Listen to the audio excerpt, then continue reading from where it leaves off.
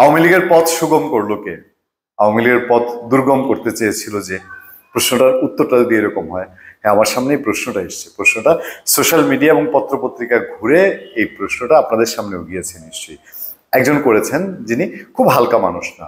5 August Awami লীগের পট পরিবর্তন, মানে আওয়ামী লীগের ক্ষমতায় থেকে বিদায় হওয়ার পেছনে তার মোটামুটি একটা ভূমিকা ছিল, এবং দেশের বাইরে থেকে, দেশের বাইরের সাংবাদিক এবং জুলকারনাইন সাহেব, তার নাম মোটামুটি অনেকে জেনে গেছে এই 5 আগস্ট সংক্রান্ত, এবং এর আগেও সে আওয়ামী লীগের সময় বেশ ভালো ভালো রিপোর্ট করেছে। তিনি ফেসবুকে একটা পোস্ট দিয়েছেন, এবং এই পোস্ট ধরে পত্রপত্রিকায় রিপোর্ট হয়েছে, কালের কণ্ঠে রিপোর্টে দেখলাম।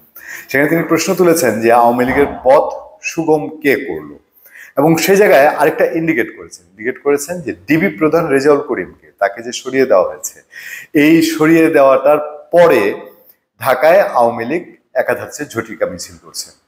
এর আগে করেছে, গুলিস্তানে করেছে, ডেমরায় করেছে, বাড্ডায় করেছে। আমি যেদিন কথা বলছি 18 এপ্রিল 2025, সেই দিন ঢাকায় আরেকটা কাণ্ড ঘটিয়েছে। শুক্রবারে আওয়ামী লীগ, কাণ্ড বলছি কারণ এখনকার বাস্তবতার জন্য এটা কাণ্ড। সেটা হলো ঢাকায় ক্ষুদ্র ক্ষুদ্র কয়েকটা ঝটিকা মিছিল একসাথে করেছে সকালবেলায়, শুক্রবার দিন সকালবেলায়।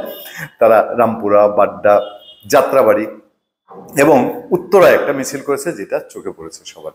কেউ কেউ বলছে মিছিলটা একটু বড় হয়ে গেছে, মানে আওয়ামী লীগ এতদিন যে এই যে কলির কালে, আওয়ামী লীগের ক্রান্তিকালে আর কি, সেই সময় যে ধরনের ঝটিকা মিছিল টুকটাক টুকটাক করে করেছে ঢাকায়, তার চেয়ে উত্তরের মিছিলটা একটু চোখে পড়ার মতন ছিল লোক ও সমাগমের দিক থেকে। সেখানে লেখা ছিল ঢাকা 18 আসনের লোকজনের নাম ব্যানারে, যে ঢাকা 18 আসনে আওয়ামী লীগের যারা আছে তারা এই মিছিলটা করেছে। এই মিছিলে মাথা খারাপ অবস্থা জুলকারনাইন সাহেব পর্যন্ত পৌঁছেছে ভিনদেশে গিয়ে। তিনি প্রশ্ন তুলেছেন যে রেজাউল করিম ভূঁইয়া চলে যাওয়া, রেজাউল করিম ডিবি প্রধান, তিনি চলে যাওয়ার পরে এই ঘটনাগুলো ঘটছে। সেটা দেখে আমার ভিতরে একটা প্রশ্ন জেগেছে, আচ্ছা, ডিবি প্রধান রেজাউল করিমকে কি আওয়ামী লীগ নিধনের জন্য বসানো হয়েছিল? মানে ডিবি বাংলাদেশে আইন শৃঙ্খলা নিয়ন্ত্রণে একটা চৌকস, দক্ষ এবং মেধাবী কর্মকর্তাদের একটা ইউনিট, এবং প্রচুর বলা যেতে পারে যে যেগুলো অমীমাংসিত অপরাধ বাংলাদেশে, অমীমাংসিত খুন, এসব বাংলাদেশে যদি আমরা তো খারাপ দিকটা দেখি, ভালো দিক দেখলে ডিবির অসংখ্য অসংখ্য সাকসেস আছে, সফলতার উদাহরণ আছে। সেইখানের যিনি চিফ, তাকে কি এই উদ্দেশ্যে বসানো হয়েছিল? প্রশ্ন জাগতে পারে না? আওয়ামী লীগ তো 9 মাসে সরকার নিষিদ্ধ করেনি বা করতে পারেনি, যেভাবেই বলেন না কেন, এবং বাংলাদেশের একটা বৈধ রাজনৈতিক দল। সেই বৈধ রাজনৈতিক দলকে যদি ঠেকানোর জন্য ডিবির প্রধানকে বসানো হয়ে থাকে, জুলকারনাইন সাহেবের প্রশ্নের মধ্যে যে কিন্তুটা নিহিত, সেটা যদি হয়ে থাকে, তাহলে এইটা একটা গণতান্ত্রিক দেশে এবং একটা অন্তর্বর্তীকালীন সরকারের সময় এসে কতটা সন্দেহের বার্তা দেয়। কারণ বৈধ দল, প্রধান উপদেষ্টা ডক্টর মোহাম্মদ ইউনূস, তিনিও বলছেন যে আওয়ামী লীগকে নিষিদ্ধ করার এই মুহূর্তে তাদের কোনো চিন্তা ভাবনা নেই। আলাপ আলোচনা, কথাবার্তায় অনেকে বলে যে আওয়ামী লীগকে কোর্টের মাধ্যমে, আইনের মাধ্যমে সেইভাবে যদি আওয়ামী লীগের নিষিদ্ধ বা এরকম কোনো প্রক্রিয়া হয়, অথবা দেশ ওই দিকেই যাচ্ছে কিনা, যে একটা সময় নিয়ে কোর্টের মাধ্যমে আওয়ামী লীগকে নিষিদ্ধ করা, সেরকম হলে ভিন্ন বিষয়। সেরকম তো হয়নি। তাহলে বাংলাদেশের চৌকস অপরাধ দমন একটা টিমের প্রধান কি ওই কারণেই বসানো হয়েছিল? এই জায়গাটাই কিন্তু বাংলাদেশের অপরাধীরা অনেক বেশি প্রশ্ন পাচ্ছে কিনা। যাই হোক, এবার ফিরে আসি যে আওয়ামী লীগকে নিষিদ্ধ করার জন্য অনেক জল খোলা হয়েছে, অনেক অনেক কিছু করছেন, অনেকভাবে আওয়ামী লীগকে নিয়ে কথা বলছেন। যারা আওয়ামী লীগকে নিষিদ্ধ করতে চায়, তারাই নিজের অজান্তেই আওয়ামী লীগকে তারা ভাইব্রেটেড রেখে দিচ্ছেন বারবার। ওই যে আওয়ামী লীগ সময় যেরকম হতো, ওবায়দুল কাদের আর হাসান মাহমুদ যথেষ্ট ছিলেন, বা তথ্য প্রতিমন্ত্রী যিনি থাকতেন তিনি যথেষ্ট ছিলেন, ওবায়দুল কাদের তো ছিলেনই পেছনে, যে তারা দিন রাত দিবস জন্য বিএনপি এবং জামাত ইসলামী দেখতো সবকিছুতে। আমি আর লম্বা করলাম না এই জায়গাটায়।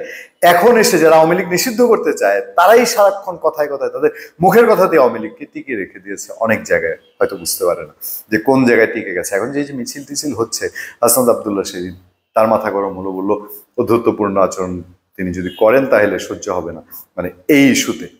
এখন জুলকারনাইন সাহেব বলছেন, এরকম আরো নানানজন বলবে। এবং আওয়ামী লীগের শুক্রবার সকালের মিছিলের প্রেক্ষিতে টনকজা নড়েছে। উত্তরাতে আরো একটা বিশাল মিছিল বেরোচ্ছে, যেটার ব্যানার লেখা আছে ছাত্র জনতা। বিএনপির ব্যানারও বের হয়নি, এনসিপির ব্যানারও বের হয়নি, জামাতের ব্যানারেও বের হয়নি, বৈষম্য বিরোধী ছাত্র আন্দোলনও না। একটা ব্যানার, একটা মিছিল বের হয়ে গেছে, আওয়ামী লীগ নিষিদ্ধ করতে হবে। এবং এই দাবি সেইখানেও ছিল, ওই মিছিলও, আওয়ামী লীগ নিষিদ্ধ করার যে মিছিল, সেখানে ওই দাবি ছিল যে উত্তরাতে সকালবেলায় যারা আওয়ামী লীগের মিছিল করেছে তাদেরকে খুঁজে খুঁজে যেন আইনের আওতায় আনা হয়।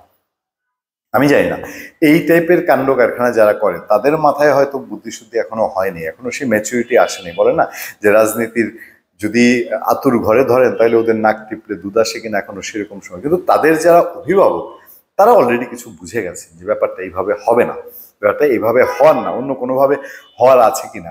যেই কারণেই এই যে আগে আওয়ামী লীগ ফুটফাট ফুটফাট করেই তারপরে দৌড় দিত, এখন সেই দৌড়ের ঘটনা বা নির্বিঘ্নে মিছিল যেটা বলা হয় সেটা করতে পারছে কিনা, এবং সেগুলো দেখেই যারা আওয়ামী লীগ নিষিদ্ধ চান তারা প্রশ্ন তুলছেন কিনা যে আওয়ামী লীগের পথ সুগম করছে কে। আমি যদি এই জায়গায় আসি, আওয়ামী লীগের পথ সুগম আর দুর্গম করার আছেটা কি? আওয়ামী লীগ তো আওয়ামী লীগই। আওয়ামী লীগ তার নিজের অপকর্মে, নিজের কর্মে, নিজের দোষে, নিজের ভুলে সে গর্তে পাড়া দিয়েছে, এই গর্তে অতীতেও পাড়া দিয়েছে, সেখান থেকে আবার উঠে এসছে। অত লম্বা ইচ্ছা যেতে চায় না, কেমনি উঠে এসছে, কেমনি উঠে আসে এই দলগুলা।